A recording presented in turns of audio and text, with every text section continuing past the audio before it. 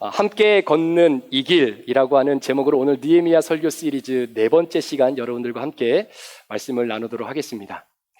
느헤미야는 본격적으로 하나님이 주신 아름다운 그 소명을 이루고자 하는 바로 그 현장에 이제는 서게 되고 이제 본격적으로 공사가 시작이 되게 됩니다. 70년이라고 하는 시간 동안 정말로 하나님의 성벽이 무너져 있었던 바로 그때 성벽과 성벽을 이어주는 성문들이 불에 타버리고 회파가 되어져서 더 이상 그 아름다운 모습의 자취를 감추고 있었던 70여 년의 생활, 어떻게 보면 이스라엘 백성들에게는 그 현장이 고통과 아픔과 또한 무너짐과 실패의 바로 그 자리일 것입니다. 그러다 보니까 어느 한 사람 자원하여 나와서 우리 무너진 성벽을 다시 지읍시다 라고 하는 신앙적 그리고 인간적 정체성과 정당성을 내놓을 수 없는 그런 분위기가 편파하게 있었던 바로 그때입니다. 그럼에도 불구하고 하나님께서 느헤미야에게 주셨던 그 소명을 통한 하나님의 일하심은 어떠한 방해와 어떠한 장애로도 중단되어지지 않는다라고 하는 것이 오늘 본문에게 우리에게 소개해주고 있는 중요한 메시지입니다. 아마 여러분 기억하실 겁니다. 올 8월 달이었죠. 한국의 기록적인 폭우로 인해서 강남 한복판이 물바다가 되어진 그 기사를 여러분들은 매스컴을 통해서 아마 본 적이 있으실 겁니다. 비록 이민을 와서 멀리 떨어져 살고 있지만 때로는 정말로 힘들고 아픈 상황 속에서 여러 가지로 안 좋은 소식들이 우리에게 들려오게 될 때 참 마음이 아플 때가 많이 있지요. 특별히 폭우로 인해서 인명피해가 일어났다라고 하는 소식들을 들을 때에 우리의 마음이 참 답답할 때를 느낄 때가 있습니다. 자, 그런 가운데서도 당시에 사람들의 입에서 화제가 되었던 한 빌딩의 이야기가 있습니다. 자, 그 빌딩은 바로 강남판 현대 노아의 방주라고 말하는 바로 그런 빌딩이었습니다. 그 빌딩의 주인이 11년 전에 똑같이 기록적인 폭우로 인하여 결국은 그 빌딩 안에 물이 들어와서 큰 피해를 보게 되었죠. 그래서 이 빌딩 주인은 다시는 이러한 피해를 봐서는 안 되겠다라고 하는 생각 속에 무엇을 설치하게 되냐면 차수문을 설치하게 됩니다. 성인 키의 높이 정도의 높이로 차수문을 설치해서 다시는 그러한 폭우로 인한 피해를 경험하지 않기를 원했던 것이죠. 아니나 다를까 11년이 지난 2022년 8월 달, 여러분 앞에 사진 한 장이 띄어 있는데요. 이 사진을 보면요, 그 도로에는 그 물이 차서 이렇게 차들이 둥둥둥 떠내려가고 있는 상황 속에서도 그 차수문 때문에 물 한 방울이 그 빌딩 안으로 들어오지 않았던 바로 그러한 사건을 보여주고 있는 바로 그러한 내용입니다. 사실 이런 모습을 바라볼 때에 여러분 이 차수문을 설치했던 당시에 그 주인은 어떤 마음으로 차수문을 설치했을까요? 다시 한번 이 비가 우리 빌딩 안으로 들어오면 우리가 큰 어려움을 겪게 될 것이라는 것을 알았기 때문에 굉장히 철두철미하고 견고하고 튼튼하게 아마도 그 차수문을 설치했을 것입니다. 자, 그런 설치를 하는 그 모습을 통해서 11년이 지난 이번 폭우로 인해서 어떠한 피해도 받지 않았던 그 모습처럼 오늘 우리가 함께 다루게 될 느헤미야 3장의 내용은 바로 이스라엘 백성들에게 공사의 분량을 그들에게 할당해 주어진 내용이 오늘 본문에 기록이 되어져 있습니다. 자, 그런데 우리가 발견할 수 있는 느헤미야의 한 가지 리더십이 있는데요. 이스라엘 백성들이 담당해야 할 공사의 분량을 아무 지역이나 백성들에게 할당한 것이 아니라 자신이 살고 있는 집 앞에 무너져 있는 성벽을 증축하는 것으로서 그 공사의 분량을 할당해 주었다라는 것이죠. 그러니 여러분들이라면 여러분 집 앞에 무너져 있는 성벽을 지을 때 대충 지으시겠습니까? 그냥 아무런 그런 내용을 가지고 그냥 대충 지으시겠습니까? 아니죠. 나를 지키고 내 가정을 지키고 내 이웃을 지킬 그러한 중요한 수단 중에 하나가 바로 성벽인데 어찌 그것을 대충 지을 수 있겠느냐라는 것이죠. 마치 우리 빌딩에 더 이상 물에 의하여 피해를 보지 않기를 바라는 마음으로 그 청담 빌딩의 주인이 11년 전에 차수문을 설치할 때 얼마나 견고하고 그리고 얼마나 아름답게 그리고 튼튼하게 그 차수문을 설치했겠습니까? 그와 같은 맥락 속에서 결국 느헤미야는 각각 자신의 집 앞에 무너진 성벽의 구간을 그들에게 공사 구간으로 할당하고 그것을 전심을 다해 지어냈던 그의 리더십을 통해 70여 년 동안 중단되어져 있었던 성벽 재건이 무려 52일 만에 마무리가 되어지는 놀라운 역사적 결과를 우리에게 소개하고 있는 것입니다. 자, 오늘 우리가 읽었던 본문 굉장히 긴 본문이었지만 우리가 중간중간에 이 느헤미야가 진행했던 성벽 재건의 특징들을 여러분들과 좀 살펴보기를 원하는데, 먼저 우리가 본문 안으로 들어가기 전에 도대체 예루살렘 성전을 둘러싸고 있는 성벽은 어떤 조감도에 의하여 결국은 공사가 진행되었는지 여러분들에게 그 부분을 먼저 소개를 해드리고 그리고 본문 안으로 들어가길 원합니다. 자, 앞에 보시면 한 가지 조감도가 나와 있습니다. 자, 이 조감도는 다른 무엇이 아니라 바로 양문이라고 하는 것을 중심으로 공사가 진행이 됩니다. 여러분 보실 때 제일 위에 있는 이 양문에서부터 결국은 삽뜨기의 첫 삽이 뜨게 되어지죠. 자, 그리고 나서 공사의 진행 방향은 여러분 보시는 바와 같이 시계 반대 방향으로 돌아가게 되면서 공사가 진행이 됩니다. 자, 왼쪽 중간쯤에 보시면 골짜기 문이라는 문이 보일 겁니다. 이 골짜기의 문은 말 그대로 평지에 건축하는 성문이 아니라 골짜기라고 하는 특별한 지형에 세워지는 바로 그런 문입니다. 그러니 우리가 예측할 수 있는 한 가지 사실은 굉장히 힘들고 어려웠겠다라고 하는 충분한 우리가 예상을 할 수 있는 것이죠. 자, 그렇게 골짜기 문을 통과하고 나서 맨 밑에 있는 남문, 분문이죠. 자, 이 분문은 어떤 문이냐면 예루살렘 안에 있는 모든 쓰레기와 각종 오염된 그런 악취나는 물들이 빠져나가는 문이다라고 생각하시면 됩니다. 우리나라의 난지도를 여러분이 생각하시면 조금 도움이 될 수 있지 않을까 생각이 됩니다. 자, 그러니 오물과 쓰레기와 그리고 정말로 냄새가 악취가 나는 것들이 빠져나가는 그 문을 담당해서 공사하고자 하는 사람이 어디 있겠습니까? 자원에서 우리가 이걸 감당하겠습니다라고 말하는 사람도 점점 사라져가고 있는 바로 그때 누군가는 그 분문을 담당해야만 했던 것이죠. 자, 그 분문을 통해서 샘문을 거쳐 마문과 동문을 통해 결국은 다시 양문에 돌아와서야 52일 만에 성벽 재건의 프로젝트가 끝나게 되는 것을 보게 됩니다. 자, 제가 질문 하나 드려볼까요? 여러분, 느헤미야는 양문도 있고 분문도 있고 그리고 골짜기 문도 있고 여러 가지 문과 성벽이 있는데 왜 굳이 양문에서부터 이 놀라운 프로젝트의 첫 삽을 띄었던 이유가 무엇이었겠는가라는 겁니다.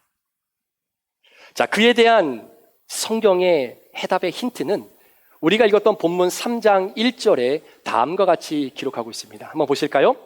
그때에 대제사장 엘리야십이 그의 형제 제사장들과 함께 일어나 양문을 건축하여 성별하고 문짝을 달고 또 성벽을 건축하여 한메아 망대에서부터 하나넬 망대까지 성별하였고 라고 하는 말씀이 있습니다. 여러분, 참고로 양문이라고 하는 것은요, 다른 무엇이 아니라 이스라엘 백성들이 예루살렘 성전에 나와서 하나님께 제사를 드릴 때 그들이 가지고 왔던 제물인 양이 통과되어지는 문이 양문이었습니다. 그런데 그 양문이 불에 회파가 됐습니다. 양문을 중심으로 세워진 성벽들이 무너졌습니다. 이 말은 무슨 말입니까? 하나님께 예배를 드리기 위해 가지고 갔던 제물이 통과할 문이 없었다라는 겁니다. 이 말은 다른 말로 표현하면 하나님을 예배했던 것이 무너져 있었다라는 거예요. 하나님께 제사를 드렸던 이스라엘 백성들의 가장 중요한 그 임무가 진행이 되지 않고 있었다라고 하는 사실입니다. 그런 상황 가운데서 느헤미야의 마음속에 여러 개의 문이 있지만 그 문 가운데 가장 먼저 성별하여 구별하여 하나님께 세워드려야 될 문은 다른 문이 아니라 양문이었다라는 것이죠.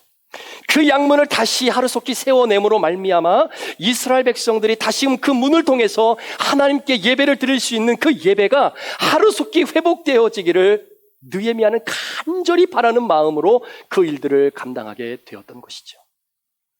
여러분, 양문하면 또 생각나는 분이 있을 겁니다. 바로 갈보리 언덕에 십자가상에서 물과 피를 남기지 않고 저와 여러분들을 구원하기 위해 모든 것들을 쏟아내신 예수 그리스도의 그 십자가.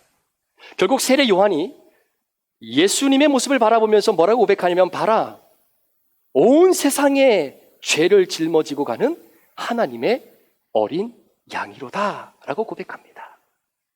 자, 그 말씀처럼 양의 문이 되신 예수 그리스도를 통해서 저와 여러분들은 하나님의 거룩한 나라에 들어갈 수 있는 그 축복과 은혜를 우리가 누리게 되었다라고 하는 사실을 우리는 기억해야 될 것입니다.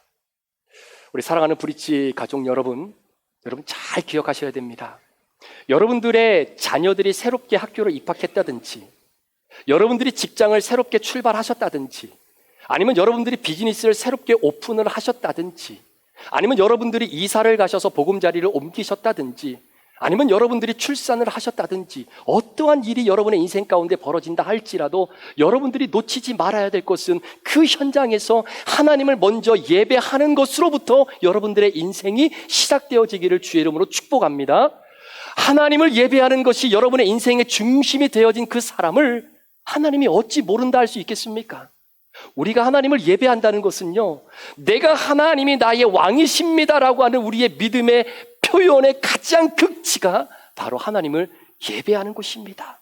그러니 그 예배하는 가정, 그 예배하는 자녀, 그 예배하는 직장, 그 예배하는 그 비즈니스 현장을 어찌 하나님이 축복하지 않을 수 있겠느냐라는 거예요. 소망하며 기도하기는, 혹시 여러분들 하나님께 드려지는 예배가 여러분의 인생 가운데 이런 저런 이유 때문에 무너지고 중단되고 내 인생의 우선순위가 저 뒤로 밀려져 가 있는 부분들이 혹시 있다면 다시 한번 여러분의 영적인 양문이 건축되어지는 은혜가 있기를 주의 이름으로 축원합니다. 예배가 굉장히 중요한 것이죠. 여러분, 이스라엘 백성들이 출애굽을 한 이후에 하나님이 약속하신 가나안 땅까지 걸어가는 그 광야의 행진을 가만히 들여다보면 그 행진의 중심에는 반드시 성막이 있었습니다. 성막은 하나님의 임재와 현존을 말해주는 하나님의 처소이지요. 그곳에서 이스라엘 백성들과 하나님이 공식적으로 만나는 예배가 이루어졌던 부분입니다. 따라서 광야를 끊임없이 행진하는 가운데에 성막이 멈추어 서게 되면 그들은 그 자리에서 스테이하게 되죠. 자, 그런데 어떻게 스테이하게 되냐면 성막을 중심으로 동서남북 각각의 3개의 지파씩 총 12개의 지파가 성막을 중심으로 삶의 보금자리를 차지하게 되는 겁니다. 자, 그런데 더 놀라운 것은요, 그렇게 성막을 중심으로 동서남북에 진을 치고 있었던 그 사람들의 텐트가 문이 어디를 향하게 되어 있냐면 성막을 향하게 되어 있습니다. 그래서 아침 일찍 일어나서 내가 살았던 그 텐트를 문을 탁 여는 순간 이스라엘 백성들의 눈에 제일 먼저 들어오는 것은 그들 중앙에 있는 성문이었다라는 거예요. 무엇을 의미하는 것일까요? 그 성막을 바라보면서 하나님을 기억하고 그 성막을 통해서 하나님을 예배해야 되는 내 삶의 정체성을 기억하며 어제도 지켜주신 하나님 오늘도 인도하실 것이며 내일도 우리를 끊임없이 붙잡고 나아가실 예배받을 시기에 합당하신 하나님을 잊지 말라라고 하는 이스라엘 백성들의 예배 공동체의 정체성이 그들의 행진 가운데 남아있게 되는 것을 보게 되는 것입니다. 예배는 그만큼 우리에게 너무나 중요한 부분이 아닐 수 없는 겁니다. 그렇게 하나님께서 느헤미야를 통해 무너진 이스라엘 백성들의 예배를 가장 먼저 회복하게 하셨던 바로 그 사역, 바로 양문을 건축하는 것이죠. 자, 그런데 오늘 성경에 보니까 그 양문을 누가 건축했다라고 성경은 기록하고 있습니까? 3장 1절에 대제사장 엘리야십과 그의 형제 제사장들이 바로 양문과 성벽을 건축하게 됩니다. 여러분, 대제사장과 제사장들은 예배를 집례하는 리더자들입니다.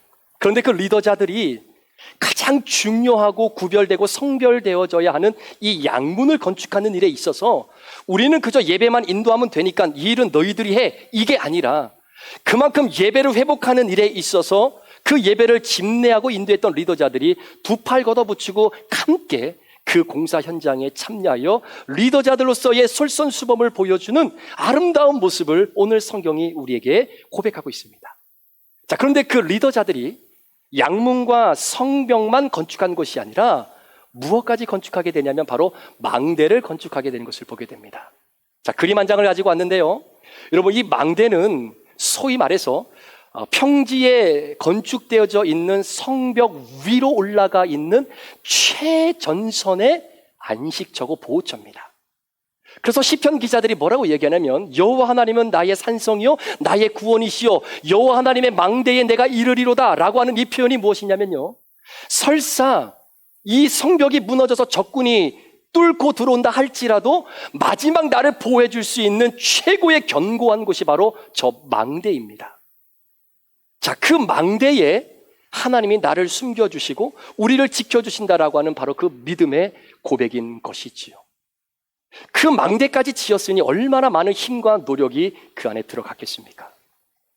자, 이렇게 리더자들로서 다른 이들에게 솔선수범함으로 말미암아 구별되고 성별된 양문과 성벽, 그리고 어느 누구도 참여하여서 그 어려운 힘든 망대를 건축하려고 했던 그 일들까지도 리더자들의 솔선수범의 아름다운 모습이 우리에게 보여지고 있는 장면이기도 합니다. 제가 1999년 10월 1일 육군 소위로 임관을 하고 5개월 동안 포병학교에서 후반기 교육을 받았을 때가 있었습니다. 후반기 교육을 받기 위해 포병학교를 갔는데요, 그 학교에 급훈이 있습니다. 급훈이 뭐냐면 알아야 산다라는 겁니다. 알아야 산다. 그래서 제가 그 급훈을 보고 아니 도대체 알 게 얼마나 많을 것이고 또 안다면 얼마나 우리가 알아야 산다는 것일까, 이런 생각을 사실은 가졌거든요. 그런데 5개월 동안 훈련을 받고 교육을 받으면서 제가 뼈저리게 느꼈던 것이 뭐냐면 진짜 모르면 죽겠다라는 겁니다. 모르면 죽겠구나. 군대 얘기해서 좀 죄송하긴 하지만 여러분, 포병의 역할이 무슨 역할입니까? 적군이 포를 쏘면요, 그 포탄을 추적해서 어느 정도의 거리와 고도를 가지고 그리고 어떠한 풍향과 풍속을 계산해서 적군이 쐈던 그 포의 위치를, 좌표를 찾아내는 겁니다. 그러면 좌표를 찾아내면 이제는 우리 군인이 그 진지를 향해서 우리가 포를 쏘는 겁니다. 그런데 쏠 때 거리가 얼마고 고도는 얼마로 잡을 것이며 그때 불었던 방향과 모든 날씨 환경들을 계산해서 그 좌표에 맞는 포를 준비해서 쏘게 되는 거지요. 그런데 계산을 잘못하면 어떤 현상이 나타나냐면요, 적군을 향해 있어야 될 포신이 우리 아군을 향해 있을 때가 있습니다. 여기에다 쏴야 될 때가 계산을 잘못하면 그런 일들이 벌어진다는 거예요. 그러니까 모르면 나만 죽는 게 아니라 우리 아군까지 죽일 수 있는 그러한 결과를 초래하기 때문에 알아야 산다라는 말이 이해가 되더라고요. 그런데 제 동기 중에 많은 친구들이 보병 분과로 분류가 되어 친구들이 있습니다. 아무래도 보병은 사람을 많이 필요로 하니까요. 그런데 그 보병으로 분류된 친구들이 보병 학교에서 훈련을 받는데 그 친구들의 학교의 급훈이 혹시 뭔지 기억하시는 분 계십니까? 예, 뭐냐면요, 나를 따르라는 거예요. 나를 따르라. 이제 소대장의 훈련을 받는 친구들입니다. 휴가 때 보병분과로 분류받은 친구들과 만나서 이런저런 얘기를 하다가 우리 학교 급훈은 알아야 산다는데 니네는 뭐냐? 그랬더니 나를 따르라는 거예요. 그래서 제가 이런 얘기를 했어요. 야, 천실없게 나를 따르라가 뭐냐? 지금 현대전에 뭔 나를 따르라냐? 그랬더니 그 친구가 아니나 다를까 그런 얘기를 하더라고요.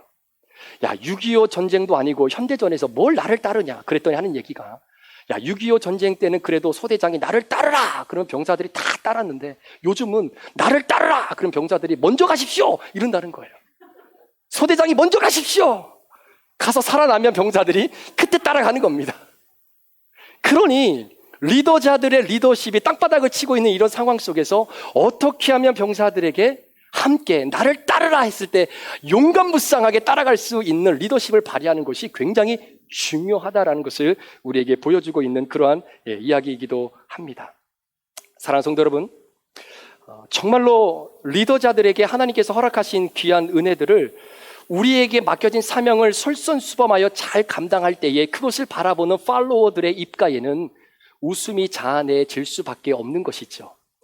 자, 그런데 성경에 그런 이야기만 있으면 참 좋은데 오늘 우리가 읽었던 본문 안에는 리더자임에도 불구하고 성벽을 건축하는 일에 함께 동참하지 않음으로 말미암아 사람들의 눈살을 찌푸리게 만들었던 한 리더자들의 모습도 나옵니다. 자, 3장 5절 말씀을 한번 보실까요? 자, 그 다음은 드고아 사람들이 증수하였으나 그 귀족들은 그들의 주인들의 공사에 분담하지 아니하였으며 라는 겁니다. 자, 드고아 사람들에게 동일하게 공사의 분량을 할당해 주었습니다. 그런데 그 공사 분량에 누가 참여를 하지 않냐면 그 드고아 지역의 귀족들이 참여를 하지 않는 겁니다. 우리 한국말 성경에는 약간 이해하기가 힘든 표현이지만 영어 성경은 이렇게 표현합니다. 그 공사의 분량을 담당하고 있는 슈퍼바이저들의 눈을 귀족들이 피했다라는 거예요. 그 슈퍼바이저의 지시에 순종하지 않았다라는 겁니다. 여러분, 왜 귀족들은 그 일에 참여하지 않았을까요? 물론 여러 가지 이유가 있겠지만 우리가 생각해 볼 수 있는 한 가지, 유추할 수 있는 것은요, 귀족들의 입장에서는 이 일은 우리가 할 일이 아니다라는 겁니다. 야, 귀족으로서 자랐던 우리가 이렇게 허드렛 일을 하고 더러운 흙을 내 손에 묻히고 그 무거운 그 돌을 들고 다니는 이 일, 이건 귀족들이 하는 게 아니라 평민들, 니들이 하는 일이야 라고 하는 인식이 귀족들에게는 굉장히 팽배하지 않았을까요? 아침에 일을 시작하는 그 순간부터 어디론가 도망갔다가 푹 쉬고 이제 해가 뉘엿뉘엿져서 퇴근할 때가 되었을 때 귀족들은 어슬렁어슬렁 나타나서 하루 종일 일했던 평민들의 어깨를 두드리며 오늘 수고했어, 고생 많았지 라고 하는 영혼 없는 멘트는 그리 날릴 수 있을지는 모르겠습니다. 그런 귀족들의 마음에는 야, 오늘도 슈퍼바이저의 눈을 피해서 오늘도 잘 하루 버텼다 라고 하는 안도의 마음을 가지고 있을 수 있을지는 모르겠지만, 여러분, 성경은 어떻게 기록하고 있습니까? 설사 슈퍼바이저의 눈은 피했을지라도 이 모든 프로젝트를 매의 눈으로 바라보고 관장하고 있는 느헤미야의 눈은 피해갈 수가 없었다라는 거예요. 그래서 여러분, 수천 년이 지난 오늘날까지도 자국의 언어로, 자신의 언어로 성경을 읽을 수 있는 사람들은 느헤미야 3장 5절의 말씀을 읽을 때마다 이 귀족들의 상황이 드러나 있는 것을 이 세상에 어느 누구도 알 수 있게끔 그렇게 성경은 기록해 놓고 있다는 것입니다. 하나님께서 우리에게 주신 아름다운 귀한 사역, 우리도 교회를 감당하다 보면 왜 힘든 일이 없고 왜 아픈 일이 없겠습니까? 그럼에도 불구하고 여러분 한 사람 한 사람에게 하나님이 주신 달란트와 그 재능이 있음에도 불구하고 교회가 그 달란트와 재능을 필요로 할 때에 혹시 이런 저런 이유를 들어서 미꾸라지처럼 혹시 빠져나갔던 경험은 혹시 여러분의 신앙 여정 가운데 없으신가요? 우리 교회 이야기는 아니지만 아마 우리도 그럴 가능성이 참 많다라는 것을 종종 느낄 때가 있습니다. 어떤 일을 감당하다 보면 굉장히 힘들고 어려운 일들이 있죠. 그럼에도 불구하고 그 일은 누군가가 감당을 해야만 한다면 저와 여러분들이 함께 그 일들을 감당할 수 있었으면 좋겠습니다. 하나님이 여러분 한 사람 한 사람에게 모든 사람들에겐 주었지만 특별히 여러분들에게 남들보다 조금 더 준 것이 있습니다. 그것이 어떤 분들은 노래를 잘하는 사람일 수도 있고요. 어떤 분들은 기계를 잘 만지는 능력이 있는 분들도 있고요. 어떤 분들은 다른 분보다 음식을 잘 만들고 주변의 환경을 이쁘게 데코레이션 할 수 있는 디자인의 능력을 가진 분들도 있고요. 어떤 분들은 다른 사람들보다 이중 언어를 훨씬 더 잘 구사하는 그런 능력을 가지고 계신 분들도 있다라는 겁니다. 이런 하나님이 우리에게 주신 이 능력을 가지고 교회가 필요로 할 때에 하나님 앞에 온전히 드릴 수 있는 바로 그러한 모습이 우리 가운데 있기를 주의 이름으로 축원합니다. 어떤 집사님이 이런 이야기를 하시더라고요. 목사님, 하나님은 공평하신 하나님이십니다. 아멘이신가요?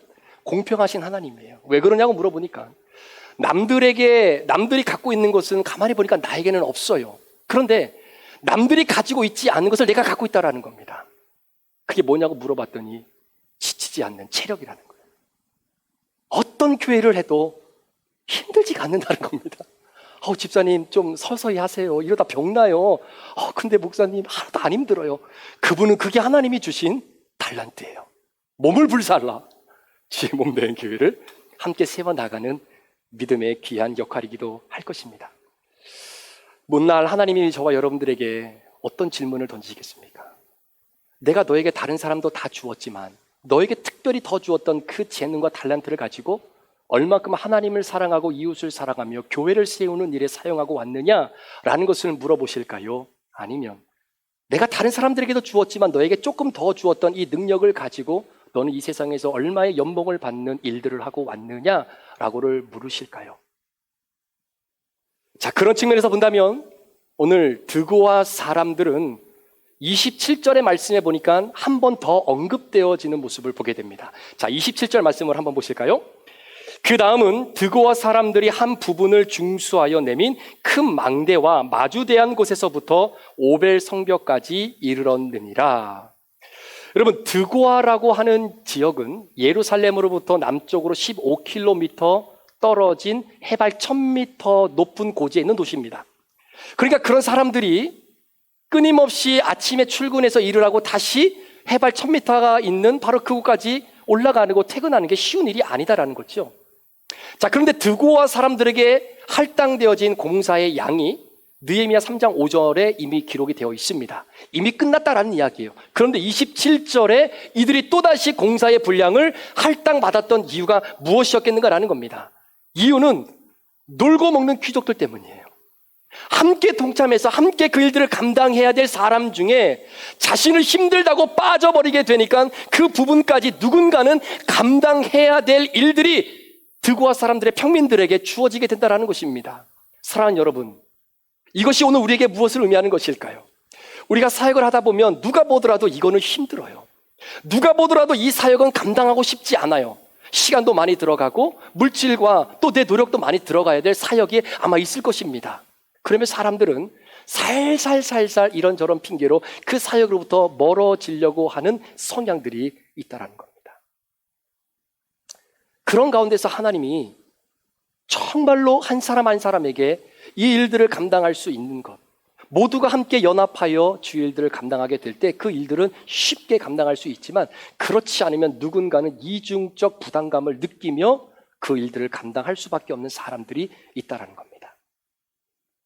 자, 느헤미야를 중심으로 예루살렘 성벽이 건축되어지는 특징 중에 또 한 가지 특징은 오늘 본문 12절에 바로 골짜기 문에 대한 내용이 나옵니다. 한번 보실까요? 자, 골짜기 문은 한운과 산호와 주민이 증수하여 문을 세우며 문짝을 달고 자물쇠와 빗장을 갖추고 또 분문까지 성벽 척 규빗을 증수하였고라는 말입니다. 자, 골짜기 문, 제가 사진 하나 갖고 왔는데요. 자, 이러한 형태의 성벽을 다시 증축하는 겁니다.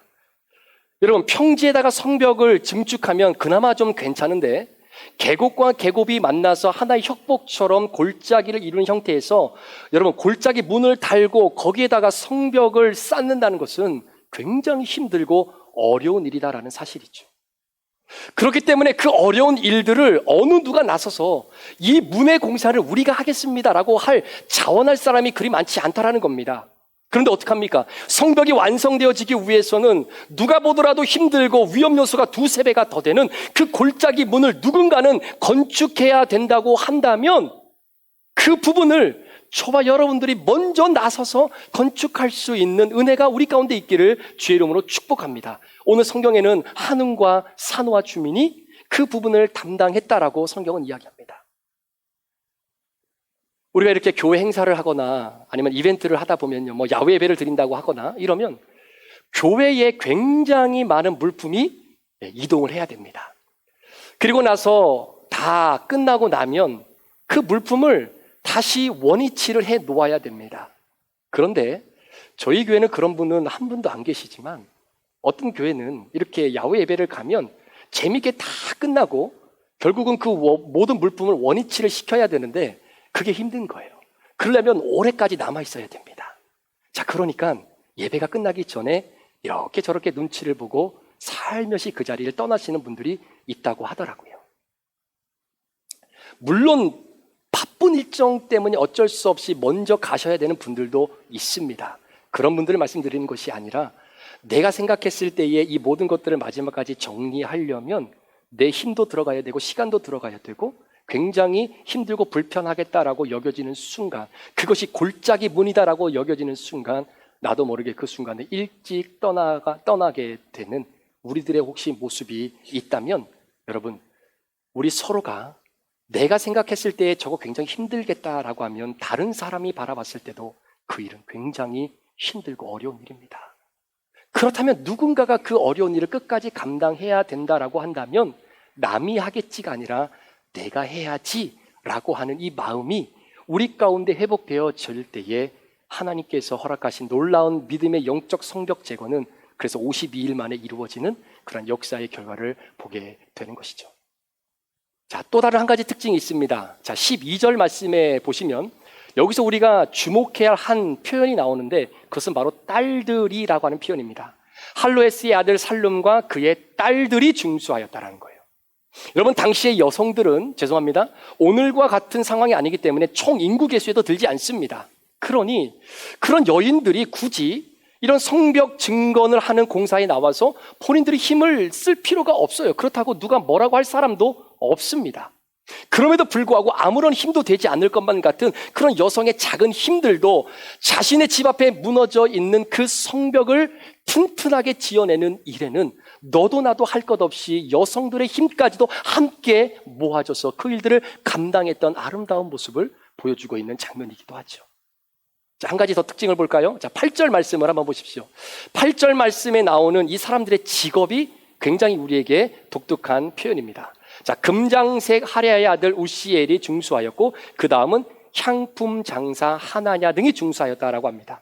자, 금장색과 향품 장사를 하는 사람들은 누구냐면요, 오늘날로 이야기하면 명품 디자인 가방과 신발을 디자인하는 사람들입니다. 여러분, 지금이야 뭐 컴퓨터가 있으니까 마우스로 이렇게 탁탁탁 하면은 디자인이 아름답게 나오지만 그때 당시에는 어떻게 하겠어요? 그 섬세하고 그 정밀한 것들을 그려내고 만들어내기 위해 그 사람들은 손으로 그걸 일일이 다 그려가는 겁니다. 따라서 향품 장사와 금장색이라고 하는 직업을 가지고 있는 사람들의 가장 중요한 밥줄은 뭐겠습니까? 다리예요? 머리입니까? 손이란 말입니다. 이 손의 정교함이 무뎌지면 무뎌질수록 자신의 밥줄이 끊어질 수밖에 없는 사람입니다. 그렇기 때문에 이 사람들은 다리는 다쳐도 되지만 손은 다치면 안 되는 사람들이에요. 그런데 이 사람들이 자신이 가지고 있는 직업의 디테일함을 내려놓고 자신들의 가정 앞에 무너진 그 성벽을 증축하는 데 있어서 자신들의 손을 아낌없이 투자하게 됩니다. 더러운 흙을 묻혀요. 뿐만 아니라 여러분, 성벽을 이렇게 건축하다 보면 돌과 돌이 서로 면이 맞아야 되지 않겠습니까? 그런데 내가 준비하고 들고 가는 돌이 모가 나서 이 옆에 있는 돌하고 면이 안 맞아요. 그러면 어떻게 됩니까? 끌과 정으로 계속해서 쪼개고 다듬어서 그 면을 부드럽게 만들어서 벽과 벽을 연결해야 되는 그 작업을 해야 되는 겁니다. 그런데 향품 장사와 금장색에 장사하는 사람들이 만약에 그 끌과 정으로 치다가 내 오른편을 치던가 내 손을 치거나 아니면 내 손에 상처를 입히게 되면 어떻게 되겠습니까? 밥줄이 끊겨지는 거예요. 생명에도 연장이 되어질 수밖에 없는 굉장히 열악한 환경입니다. 그럼에도 불구하고 그 모든 것들을 뒤로 한 채 그 사역에 함께 동참했던 그러한 영혼들이 있었기에 70년 동안 중단되어졌던 성벽 재건이 52일 만에 아름답게 완성이 되는 모습을 보게 되는 것입니다. 우리 사랑하는 브릿지 가족 여러분, 오늘 우리가 읽었던 본문 1절부터 32절 굉장히 긴 본문이죠. 이 본문 안에는 하나님께서 이들을 어떻게 사용하셔서 52일 만에 이런 역사적인 결과를 가져오게 했는지에 대한 구체적인 사항들이 이 안에 너무나 많이 포함되어져 있습니다.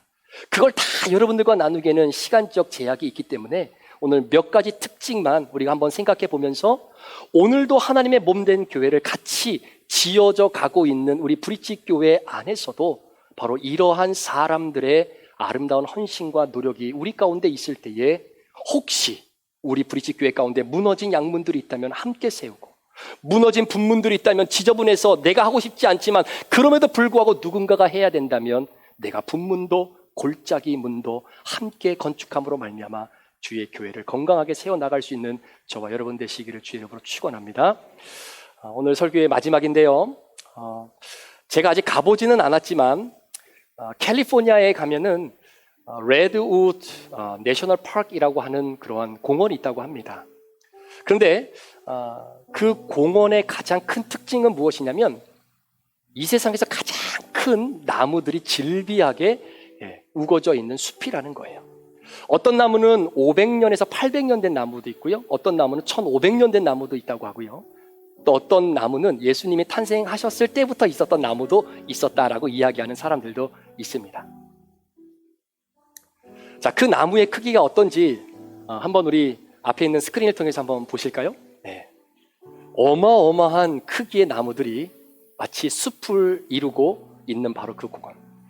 사람들이 생각할 때 그런 생각을 갖게 되는 것입니다. 아니, 어떻게 저 큰 나무가 수백 년 동안, 심지어는 수천 년 동안 그 자리를 쓰러지지 않고 지켜낼 수 있었던 이유가 무엇일까?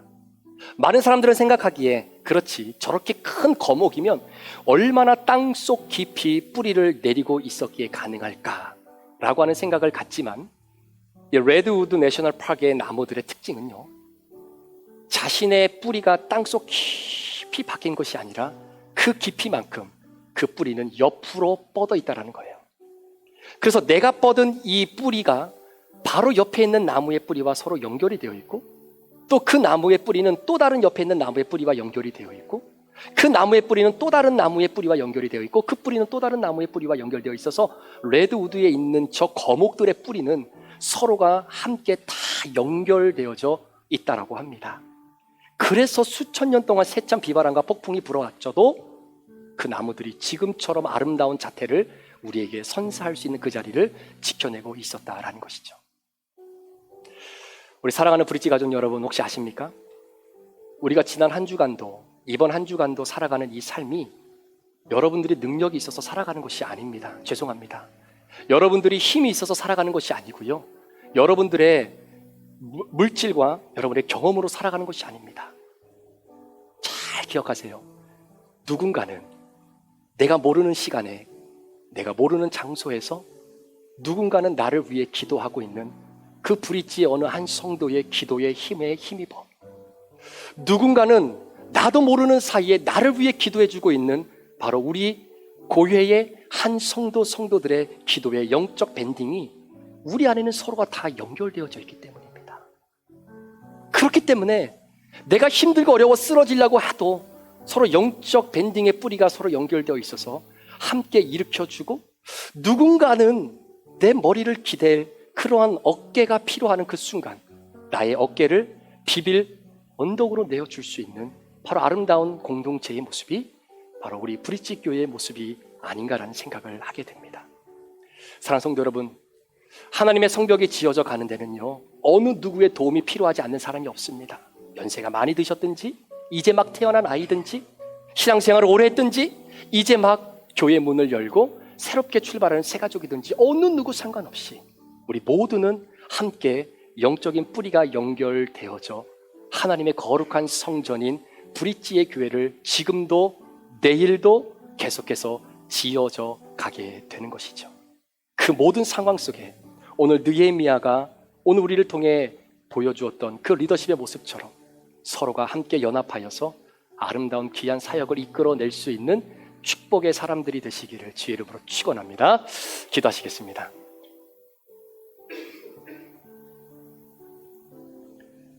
이 시간에 같이 한번 기도하실 때에 하나님 앞에 이렇게 기도했으면 좋겠습니다. 내가 이런저런 일 때문에 많이 힘들고 지쳐 있어서 나는 일어날 힘이 없다라고 생각이 들 때도 있지만, 그럼에도 불구하고 그 순간 누군가는 그 여러분들을 위해 기도하고 누군가는 여러분들을 위해 함께 일어나기를 소망하는 사람들과 연결되어져 있다라고 하는 사실을 여러분 절대로 잊지 마시고, 정말로 우리가 하나님의 아름다운 성전을 영적으로 아름답게 지어져 가고 있는 이 상황 속에서 서로가 서로에게 축복의 사람이 되고, 내가 볼 때는 힘들고 어려운 일들이기에 나는 빠지는 것이 아니라 내가 힘을 다해 함께 돕는 그런 손길들이 끊임없이 우리 교회 가운데 이루어지는 은혜가 있기를 소망합니다. 우리 그런 마음으로 이번 한 주간 혹시 여러분들은 누군가의 어깨가 되어주시는 삶을 사시겠습니까? 누군가에게 어깨가 필요하면 여러분 그 어깨를 좀 내어주실 수 있으시겠습니까? 그래서 함께 아름다운 성벽과 문과 망대를 지어가는 저와 여러분들의 한 주의 삶이 되기를 하나님 앞에 잠시 입술을 벌려 우리 기도하는 시간 갖겠습니다. 기도합니다. 하나님 아버지 감사합니다. 우리 사랑하는 귀한 성도들, 아버지 하나님, 느헤미야가 정말로 이제는 52일 동안 이 귀한 성벽을 재건하는 프로젝트를 시작합니다. 무엇보다도 하나님, 양문을 가장 먼저 선택했던 것처럼 우리의 예배가 무너지지 않게 도와주시옵시고, 중단되어졌던 예배가 있다면 다시 회복하게 하여 주시옵시고, 하나님을 예배하는 것이 우리의 삶에 하나님 가장 우선순위가 될 수 있도록 하나님 역사해 주옵소서. 뿐만 아니라 아버지 하나님, 누군가는 골짜기 문을 담당해야 되고, 누군가는 북문을 담당해야 되고, 누군가는 아버지 하나님 망대까지 지어야 되는 그 위험 요소를 감당할 때가 있지만, 내가 아니어도 남이 하게 하겠지라고 하는 생각보다는 내가 먼저 그 일들을 솔선수범으로 함께 감당하며 나아가는 아버지 하나님, 아름다운 귀한 시간들이 되어줄 수 있도록 성령님 역사해 주시옵소서. 이 시간에 그 모든 일들을 함께 감당하는 사랑하는 귀한 성도들을 축복합니다. 하나님, 서로가 서로를 위하여 축복하며 함께 위로하며 이 귀한 믿음의 사역을 함께 감당해 나갈 수 있도록 우리를 축복하여 주시옵소서. 우리 이 마음을 가지고 한번 찬양합니다. 주께 힘을 얻고 그 마음에 시온의 대로가 있는 그대는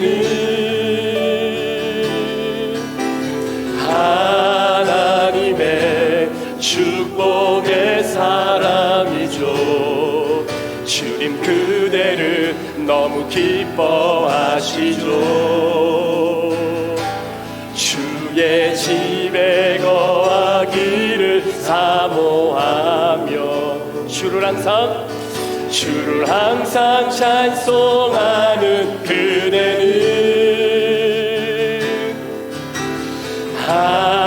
하나님의 축복의 사람이죠. 주님 그대를 너무 사랑하시죠. 그대 섬김은 아름다운 찬송, 그대 헌신은 향기로운 기도. 그대가 밟는 땅 어디에서라도 주님의 이름 높아질 거예요. 이 시간에 마지막으로 한 번 더 찬양 드리고 예배를 마치려고 하는데요. 레드우드의 나무의 뿌리가 서로 연결되어져서 그 자리를 오늘도 내일도 끊임없이 버텨나갈 수 있는 것처럼 이 시간에 우리 옆에 있는 분들의 손을 이렇게 좀 잡으실 수 있는 분들이 있으면 좀 잡았으면 좋겠습니다. 옆에 있는 분들의 손을 이렇게 한번 잡아보시고, 우리가 잡은 이 손이 어떠한 역경과 환경 속에서도 끊어지지 아니하는 바로 그러한 레드우드의 뿌리와 같은 그런 아름다운 손잡음이 되었으면 참 좋겠습니다. 같이 한번 이렇게 잡아보시겠어요? 우리 최분환 권사님도 우리 김인목 권사님과 이렇게 잡으시고, 또 이종필 집사님과 좀 어색하실 텐데 그래도 한번 잡아주시고, 우리 이창훈 집사님도 우리 뒤에 김영철 장로님과 손을 이렇게 한번 잡아주시고, 이렇게 해서 우리 한 번도 빠짐없이 혼자 있으면 바람 불면 쓰러져 버립니다. 그러지 마시고 서로가 쓰러지지 않게 함께 서로 손을 잡고, 우리 다시 한번 이 찬양 고백할 때 정말로 옆에 있는 분들 정말 축복하는 마음으로 함께 주의 성벽을 짓는 마음으로 같이 한번 찬양합니다. 주께 힘을 얻고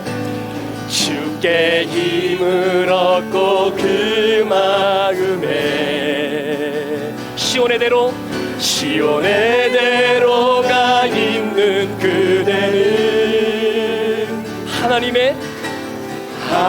하나님의 축복의 사람이죠. 주님 그대를 너무 기뻐하시죠. 주의 집에 거하기를 사모하 주를 항상 찬송하는 그대는 하나님의 축복의 사람이죠. 주님 너무 사랑하십니다. 너무 사랑하시죠.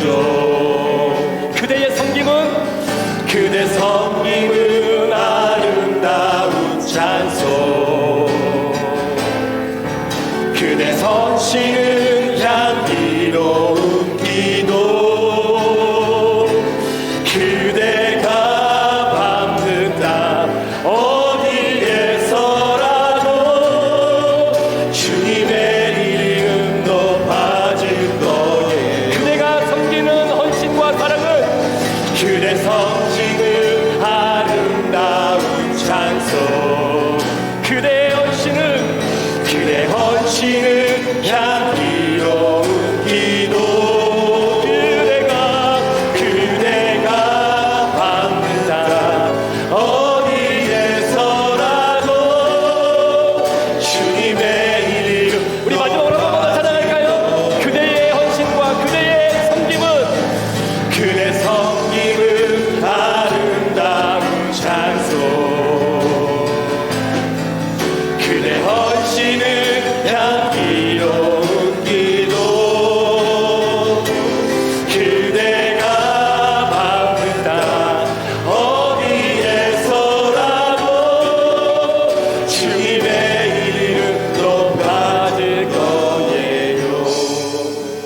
놓지 마시고 손 잡고 계시고 제가 축도하고 기도하고 마치겠습니다. 손을 이렇게 잡아보세요. 놓지 마시고. 하나님 아버지, 부족하고 죄 많고 연약한 우리들을 오늘 브릿지 교회라고 하는 한 공동체 안으로 저희를 모아주셔서 오늘도 거룩한 예수 그리스도를 이 교회의 모퉁이 돌로 삼으시고 그 모퉁이 돌과 연결되어 아름다운 성전을 오늘도 지어갈 수 있도록 우리를 사용해 주시니 감사합니다. 하나님, 우리 브릿지 교회를 긍휼히 여겨주시고 하나님의 사랑과 하나님의 마음을 더 깊이 품어서 하나님을 사랑하는 그 사랑의 고백이 지금 이렇게 손에 손을 맞잡고 있는 우리 장로님들에게, 우리 권사님들, 집사님들, 또 우리 사랑하는 귀한 성도들에게 하나님의 사랑이 표현되어질 수 있도록 하나님 우리를 그렇게 사용해 주시기를 원합니다.